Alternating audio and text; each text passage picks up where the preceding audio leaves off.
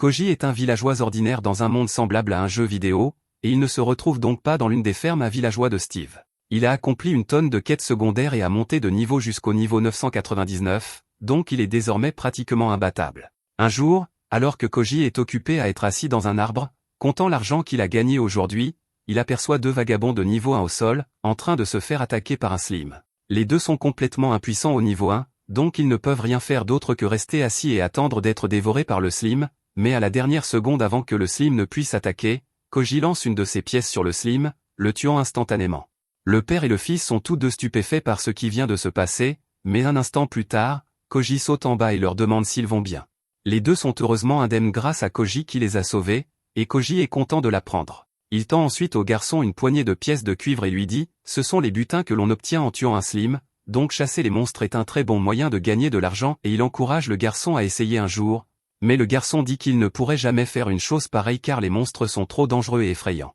Si le gamin ne veut pas essayer, Koji ne va pas le forcer, alors il commence à s'éloigner, mais alors qu'il part, le gamin l'appelle et lui demande si Koji est un héros, mais Koji montre nonchalamment son écran de statistiques, révélant qu'il est un villageois de niveau 999, ce qui les laisse tous les deux complètement abasourdis. Dans ce monde, les gens se voient attribuer des talents à la naissance, et en dehors de tous les talents normaux comme guerrier, sorcier et clerc, il existe aussi des titres légendaires tels que héros, roi ou sage, et à l'opposé de l'échelle de puissance, il y a la classe de villageois, totalement inutile et sans pouvoir. La plupart des villageois sont des bons à rien, si bien qu'il est rare d'en voir un qui ait réussi à dépasser le niveau 10, et ils sont donc relégués à des tâches banales comme l'agriculture ou la tenue d'auberge, car ils ne sont bons à rien d'autre. Cependant, si cela est vrai pour la plupart des villageois, Koji est différent. Au même moment, ailleurs dans la forêt, une petite fille court vers l'entrée d'une grotte sombre et d'aspect effrayant, et elle est venue chercher une épée légendaire, qui est censée se trouver au fond, et elle a décidé d'y entrer, peu importe à quel point elle est mal préparée.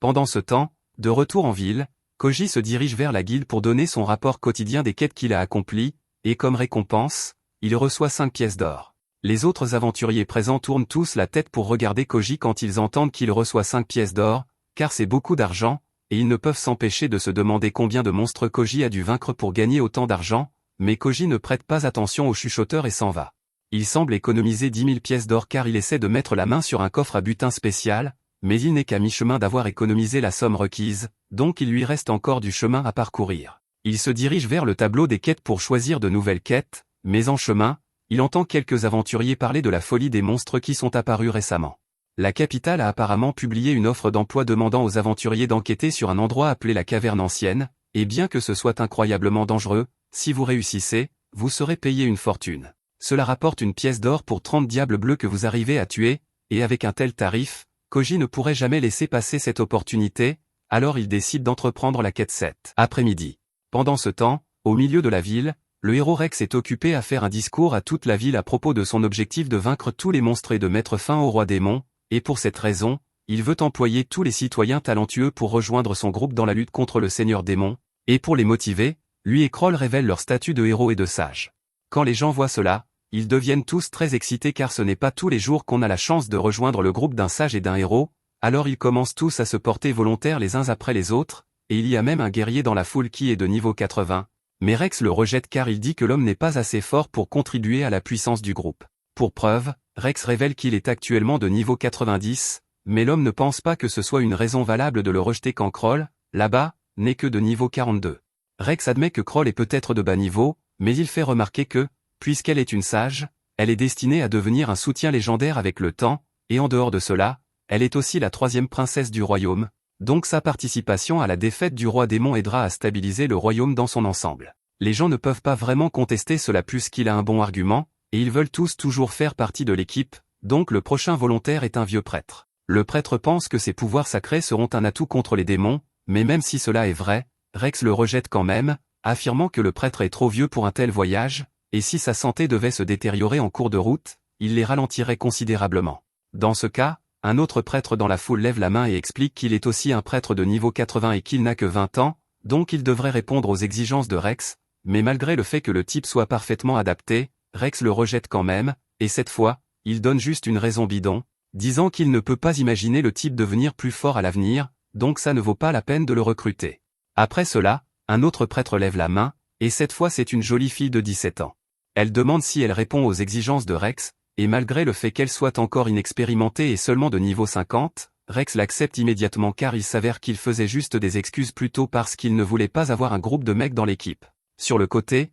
Koji entend tout cela et il pense à quel point ils doivent avoir de la chance de pouvoir voyager avec un héros et un sage, ainsi qu'à tout le prestige qui accompagnera la mise à mort du roi démon, mais cela dit, Koji n'a aucune intention de postuler, donc il reste où il était et continue de regarder. Rex dit à la foule qu'il a encore de la place pour une personne de plus dans l'équipe, et alors qu'il dit cela, une jolie sorcière avec un bonnet se présente, et Rex l'accepte immédiatement aussi pour des raisons évidentes. Comme le spectacle est terminé, Koji décide de partir et de retourner à la quête qu'il a prise plus tôt, et il veut en finir le plus vite possible, donc il se rend directement dans la caverne ancienne. Une fois à l'intérieur, il ne faut pas longtemps à Koji avant de tomber sur son premier monstre, et pour toute personne normale, ce serait une vision terrifiante, mais pour Koji, ce n'est que du butin gratuit, donc il met KO le monstre en un coup, et une fois qu'il est mort, il va ramasser les pièces qu'il a laissées tomber. Il a obtenu un peu plus de 30 pièces d'argent de ce monstre, et son compteur de monstres tués a augmenté de 1, donc il est en bonne voie pour terminer cette mission avant l'heure du dîner. Koji parcourt la grotte en tuant d'un seul coup chaque monstre qu'il rencontre,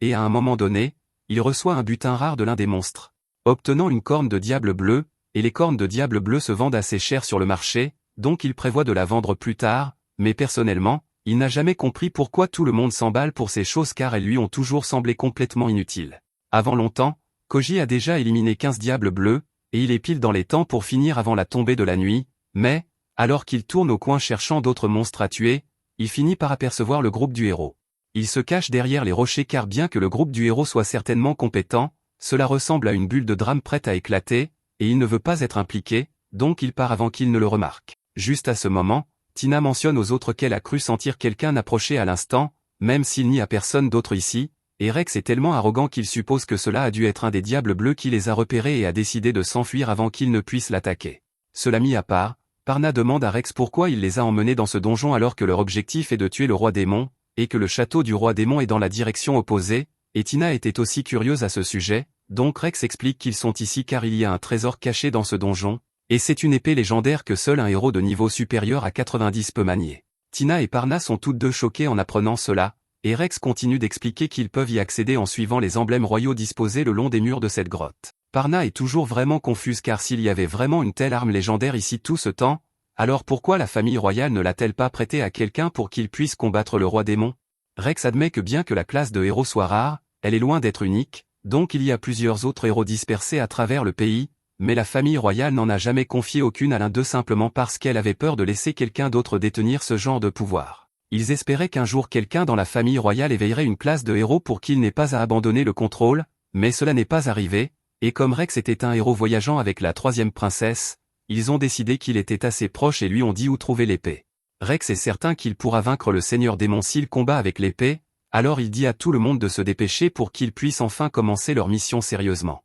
Pendant ce temps, ailleurs dans la grotte, la petite fille de tout à l'heure est toujours occupée à chercher l'épée légendaire, et d'après les cornes qui dépassent de sa tête, il est clair qu'elle est un démon. Du côté de Koji, il vient d'abattre son 28e démon, et il est assez satisfait de lui-même car il a déjà gagné 950 pièces d'argent et il a presque atteint son quota, donc il pourra bientôt rentrer chez lui. Cela dit, il trouve un peu étrange qu'il y ait eu autant de diables bleus dans la région récemment. Juste à ce moment, la fille de tout à l'heure passe en courant devant Koji, et il essaie de l'avertir qu'il n'est pas prudent d'emprunter ce chemin car il y a des démons par là, mais à sa surprise, la fille passe devant les démons sans aucun problème, et en voyant cela, il a une idée de ce qu'elle est vraiment. Du côté du groupe du héros, ils se sont tous battus sans arrêt pour se frayer un chemin jusqu'à la salle où l'épée légendaire est conservée, mais quand ils y arrivent, ils trouvent la fille debout devant la pierre, l'épée manquante. Ils se mettent immédiatement en garde car personne d'autre ne devrait connaître cet endroit, et ils peuvent sentir une forte mana émanant d'elle, donc ils commencent à soupçonner qu'elle pourrait être un démon. Ils exigent de savoir ce qu'elle a fait de l'épée, et la fille panique un peu, essayant d'expliquer qu'elle n'a pas réellement pris l'épée et qu'elle était déjà partie quand elle est arrivée. Parna admet qu'il ne semble pas que la fille ait où cacher l'épée telle qu'elle est maintenant, mais cela mis à part, le fait qu'elle ait des cornes est la preuve qu'elle est un démon, et les démons sont les ennemis jurés des humains, donc même si c'est une enfant, ils doivent l'éliminer. Ils commencent tous à lancer des sorts d'attaque sur elle, mais juste avant que la fille ne soit complètement anéantie, Koji se précipite devant elle et arrête l'attaque. Les autres sont choqués que quelqu'un ait pu arrêter leur attaque aussi facilement, et au début, ils craignent que Koji soit aussi un démon car il protège la fille, Mais Koji réussit à les manipuler pour leur faire croire que les cornes sur la tête de la fille ne sont que des accessoires pour cheveux parce qu'il se sentait mal pour elle et ne voulait pas qu'elle soit chassée, mais même si le groupe du héros est maintenant convaincu que la fille est vraiment humaine, ils sont toujours suspicieux. Quant au fait qu'elle était dans la salle de l'épée légendaire et que l'épée a disparu maintenant. En les entendant mentionner l'épée, Koji se souvient qu'il explorait cette grotte il y a quelques mois et qu'il était tombé sur l'épée dans la pierre, et comme elle ne semblait appartenir à personne, il a décidé de la prendre pour lui et de la vendre chez un prêteur sur gage pour un peu d'argent supplémentaire. Il s'excuse pour cela car il n'avait aucune idée que l'épée était importante à l'époque, mais Rex et les autres n'arrivent pas à croire ce qu'ils entendent car cette épée était imprégnée de magie qui devrait rendre impossible pour quiconque autre qu'un héros de la soulever. Koji admet que l'épée était assez lourde quand il a essayé de la soulever, mais il a réussi à forcer le passage avec sa force brute à la fin. Le groupe a du mal à croire l'histoire de Koji car elle semble si ridicule, donc pour le leur prouver, Koji soulève nonchalamment la pierre qui tenait l'épée, un exploit qui devrait être encore plus impossible que de simplement retirer l'épée par la force brute. Étonnés, ils demandent tous à Koji quel est son niveau, et Koji les informe qu'il est de niveau 999, ce qui stupéfie absolument le groupe. Ils auraient du mal à le croire s'ils ne regardaient pas son écran de statistiques en ce moment, mais le fait reste qu'il a essentiellement volé et perdu le trésor qu'ils allaient utiliser pour vaincre le Seigneur Démon, donc Kroll demande à Koji de rejoindre leur groupe et d'utiliser sa force pour les aider à vaincre le Seigneur Démon. Cependant, à sa surprise, Koji refuse catégoriquement car il n'aime pas vraiment l'idée de s'impliquer, et le roi démon ne lui a jamais rien fait personnellement. Bien sûr, il ne dit pas que le groupe du héros a tort de vouloir éliminer le roi démon, mais il ne veut tout simplement pas en faire partie. Il prend ensuite la fille et sort du donjon, et alors qu'ils atteignent la sortie, il lâche sa main et se prépare à rentrer chez lui, mais soudainement, la fille appelle Koji et lui demande de l'épouser, ce qui est la dernière chose à laquelle il s'attendait de sa part. Koji n'est pas milliardaire, donc il n'a aucun intérêt pour les mineurs et continue de s'éloigner, mais la fille court après lui et le supplie d'attendre. Koji lui dit carrément qu'il ne peut pas épouser une gamine comme elle, mais Alice lui dit que ce n'est pas obligé d'être tout de suite et qu'elle est prête à attendre quelques années. Koji n'est vraiment pas à l'aise avec cette conversation, donc il change de sujet et demande pourquoi elle recherchait l'épée légendaire en premier lieu, alors elle explique que son père est le roi démon et qu'il est très malade depuis quelque temps, et elle craignait que dans son état actuel, si les héros réussissaient à mettre la main sur l'épée, pourraient le tuer. Koji est surpris d'apprendre que le roi démon est malade depuis un an alors qu'il allait bien la dernière fois que Koji l'a vu, et Alice est surprise d'apprendre que Koji connaît son père, mais Koji dit qu'il est juste tombé sur le roi démon une ou deux fois il y a quelques années. Alice demande si c'est pour cela qu'il a refusé d'aider les héros à tuer le roi démon, mais Koji dit que ce n'est pas ça. Il ne pense tout simplement pas que tuer le seigneur démon ferait du bien. Après tout le problème est causé par le fait que les démons libèrent du miasme qui crée à son tour des monstres qui attaquent les humains. Les démons eux-mêmes ne souhaitent pas intrinsèquement nuire aux humains, mais simplement par leur présence, ils font souffrir les humains, donc faire quelque chose comme tuer le roi démon serait inutile à long terme. Alice dit qu'elle essaie de travailler pour une coexistence pacifique entre les humains et les démons, et pour cela, elle doit prouver que les deux espèces peuvent s'entendre, c'est pourquoi elle veut épouser Koji, mais Koji refuse toujours, et il dit à Alice que ce qu'elle espère est pratiquement impossible. Les démons ne sont pas vraiment différents des humains, à part le fait que leur miasme crée des monstres, et tout le monde le sait déjà, mais les humains continuent d'essayer de tuer les démons pour arrêter les attaques de monstres, et les démons doivent tuer des humains pour se défendre, ce qui ne fait qu'alimenter davantage le ressentiment.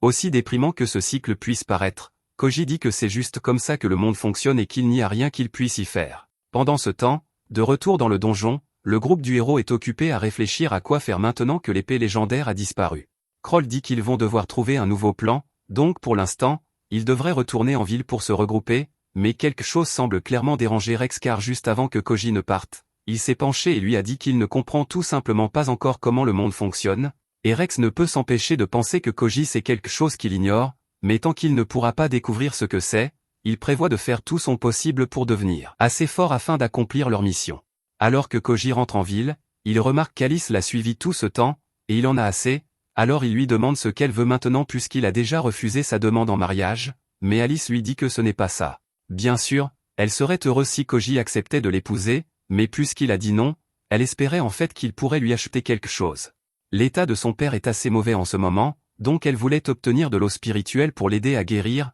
mais le médicament n'est vendu que dans la ville humaine et Alice ne peut pas y aller car, avec le miasme qui s'échappe de ses cornes, les gens découvriraient instantanément qu'elle est un démon. Elle mentionne également qu'elle a apporté l'argent pour l'acheter, et en disant cela, elle sort un sac de 500 pièces d'argent, mais Koji lui dit que l'eau spirituelle coûte en réalité 10 pièces d'or, donc ce qu'elle a n'est pas du tout suffisant. Alice n'avait aucune idée que le médicament serait si cher, alors elle demande à Koji s'il serait prêt à lui prêter l'argent pour l'acheter. Koji ne répond pas tout de suite et demande plutôt si elle pense que le médicament va vraiment résoudre quoi que ce soit car même si son père va mieux, les humains vont toujours le poursuivre et finiront par réussir à le tuer. Alors il lui demande si elle ne ressent pas au moins un peu de ressentiment envers l'humanité pour cela, mais du point de vue d'Alice, détester l'humanité ne l'aiderait pas à résoudre ses problèmes, c'est pourquoi elle préfère plutôt concentrer son énergie à essayer d'unir les humains et les démons pour qu'ils puissent tous s'entendre, d'autant plus qu'elle sait qu'il y a des humains comme Koji qui ne sont pas hostiles envers les démons. Koji est surpris par sa réponse, mais il peut respecter son dévouement,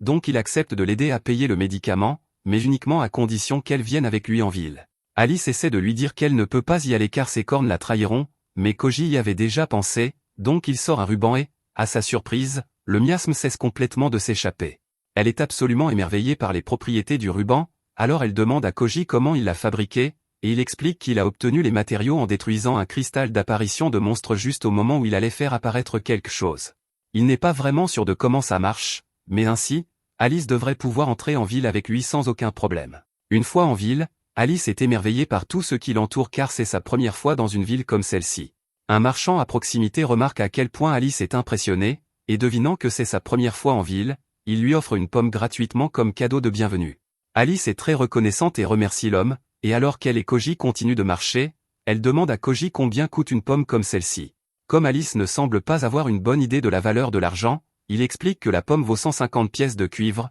et que 10 000 pièces de cuivre équivalent à une pièce d'argent, ce qui est suffisant pour s'offrir un festin complet. 1000 pièces d'argent équivalent à une pièce d'or, ce qui peut acheter une petite maison. Cela signifie que 10 pièces d'or est une somme assez importante à payer pour l'eau spirituelle, et en fait, c'est tellement cher que même certains nobles ne peuvent pas se le permettre. Alice demande à Koji s'il est vraiment d'accord pour dépenser autant d'argent pour elle, mais il dit que ça va car il peut probablement faire rembourser le roi démon plus tard. Après avoir dîné avec Alice, Koji la ramène dans sa chambre et lui dit d'attendre ici un moment car il y a quelqu'un qu'il veut amener, mais quand Koji revient enfin, Alice est morte de peur car il a amené un grand homme costaud avec lui. Elle s'évanouit sur place de frayeur, mais après avoir repris connaissance, Koji explique que c'est son amie, Takako, et bien qu'elle n'en ait pas l'air, c'est en fait une nonne de niveau 124. Il dit à Alice qu'elle n'a pas à s'inquiéter pour Takako car il lui a déjà dit qu'Alice est un démon, et Takako s'en fiche. Il fut un temps dans la vie de Takako où elle pensait que tous les démons devaient être éradiqués, mais un jour, alors qu'elle était blessée et sur le point de mourir, un démon lui a sauvé la vie, et depuis lors, elle a abandonné l'idée de chasser les démons. Il prévoit d'escorter Alice jusqu'au château du Seigneur Démon demain, mais soudainement, des monstres commencent à pleuvoir du ciel, et il est révélé qu'un général démon est derrière l'attaque. Il s'adresse à toute la ville et leur dit de se soumettre au pouvoir des démons car c'est une invasion, et il est certain qu'ils n'ont pas la puissance de riposter contre autant de monstres, mais quand Koji se retrouve face à face avec l'un des sangliers, il le lance simplement en l'air pour éliminer un des oiseaux, mais il réalise ensuite que l'argent est tombé quelque part en ville, donc il se précipite pour aller le ramasser. Pendant qu'il est occupé à faire cela, Takako protège Alice, mais elles finissent bientôt par tomber sur le groupe du héros, et ils essaient actuellement de rallier les gens pour riposter contre les démons et abattre les oiseaux avec toute la puissance de feu dont ils disposent. Alors qu'ils s'apprêtent à déchaîner un barrage dans le ciel, Koji apparaît et les arrête. Il dit au groupe que ce qu'ils s'apprêtent à faire est incroyablement stupide car ils n'ont pas pris en compte le fait que s'ils ratent leur tir, ceux-ci vont retomber directement sur eux, et même s'ils parviennent à abattre tous les oiseaux, cela forcera simplement le démon à libérer tous ces monstres d'un coup. Kroll admet que Koji a raison, mais elle lui demande s'il a de meilleures idées, et à cela, Koji lui dit qu'il va monter parler au général démon pour savoir ce qu'il veut. Les autres pensent que c'est une idée terriblement risquée, mais avant qu'ils ne s'en rendent compte, Koji a déjà bondi dans les airs, et avec un petit coup de pouce de Takako, il réussit à atterrir sur le dos de l'oiseau du général démon pour pouvoir lui parler.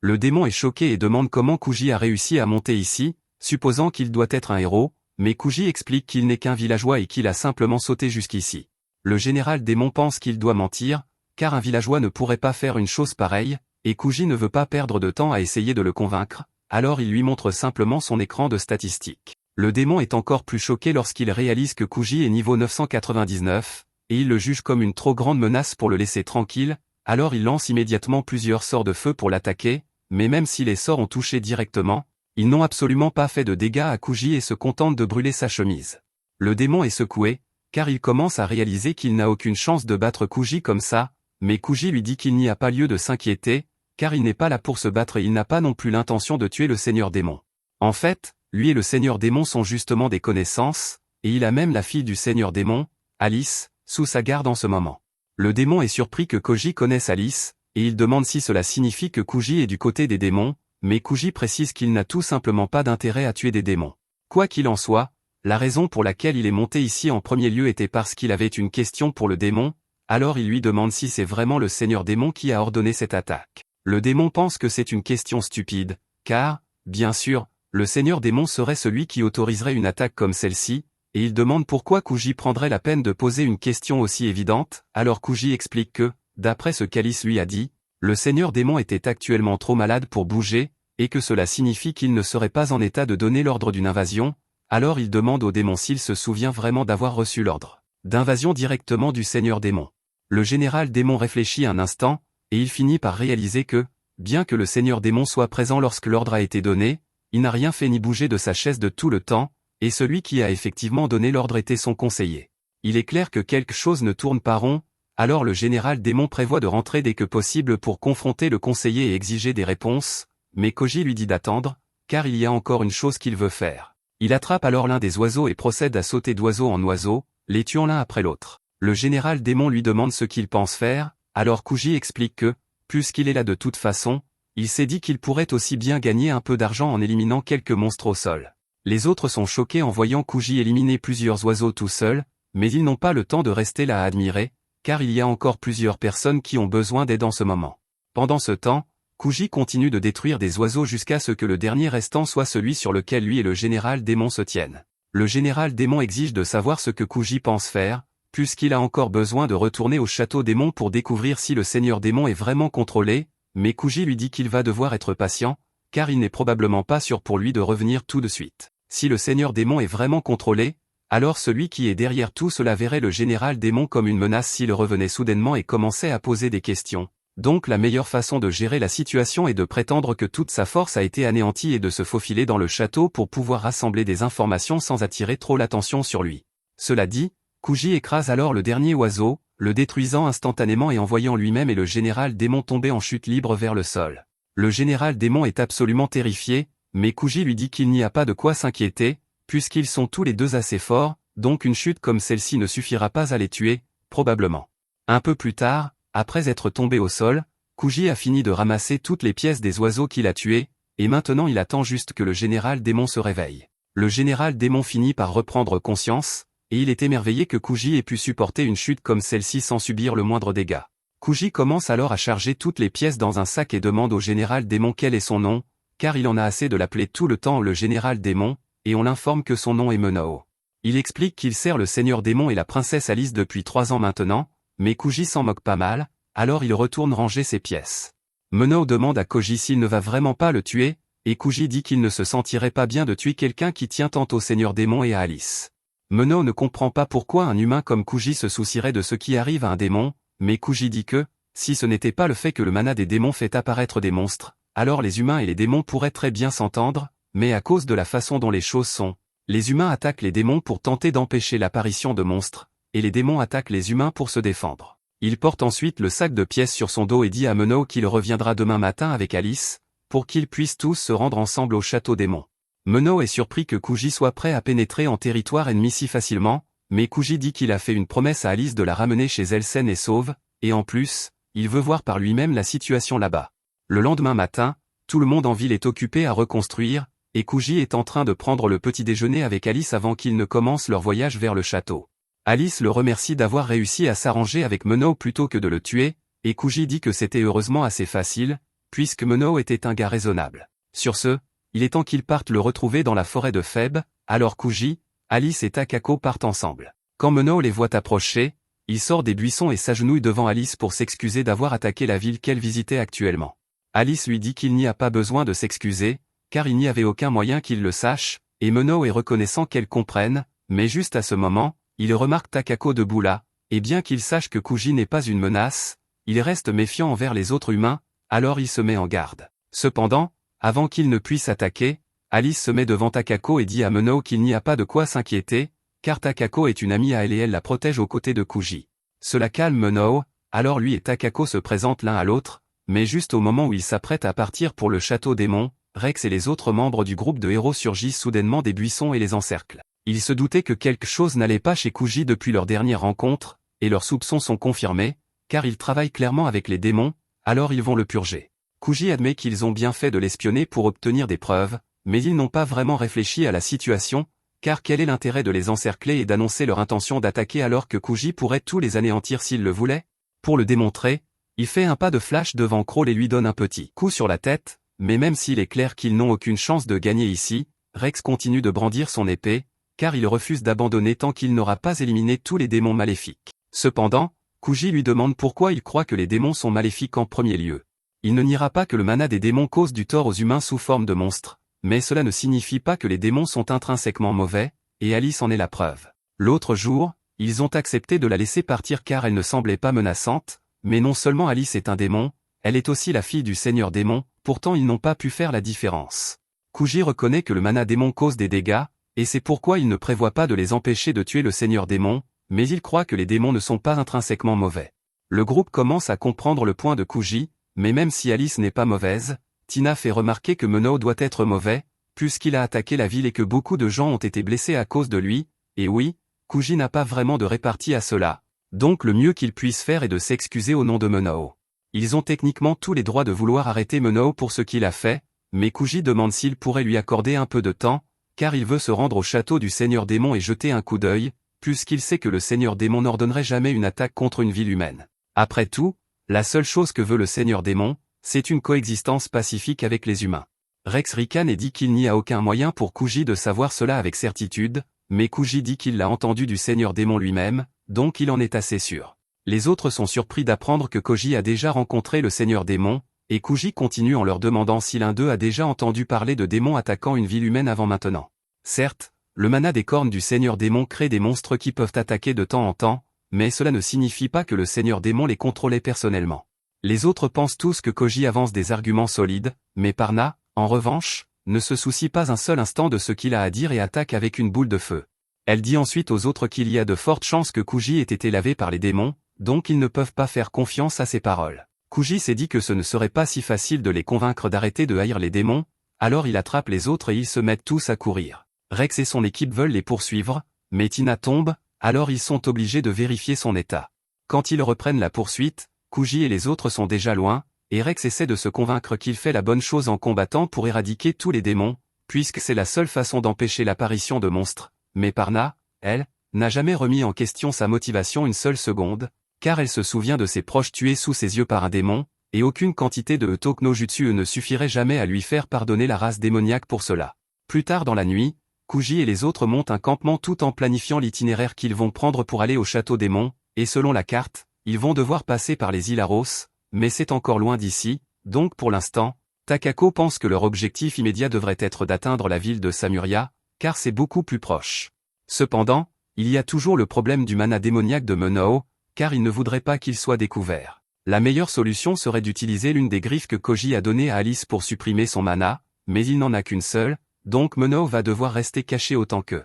possible. Continuant, puisque Mono a été envoyé pour attaquer Velmo, Kuji demande si cela signifie également que des attaques ont été lancées ailleurs comme à Salmaria, et Mono le confirme, mais il précise que l'attaque initiale ne devait être qu'un message, donc la véritable invasion n'a pas encore eu lieu. Quand ils arrivent à Salmaria, pour éviter de susciter les soupçons, Kuji apporte une tonne de cornes de démons, car ils peuvent utiliser le mana démoniaque qui en émane pour masquer la présence de Mono. En arrivant à l'entrée de la ville, le garde peut immédiatement sentir que quelque chose ne va pas avec leur carrosse, car il perçoit beaucoup d'énergie démoniaque qui en provient, mais Alice attrape l'une des cornes de démon bleu et dit au garde que le mana vient de celle-ci. Ils disent qu'ils ont apporté les cornes de démon bleu ici pour les vendre, et le garde croit complètement leur histoire, les informant même qu'il y a actuellement un défilé en ville pour célébrer leur récente victoire sur les forces démoniaques qui ont tenté d'envahir leur cité. Cependant, d'après ce que Mono leur a dit plus tôt, ils savent que l'invasion que les gens croient avoir déjouée n'était rien de plus qu'une attaque préliminaire, donc avec eux tous occupés à célébrer comme ça,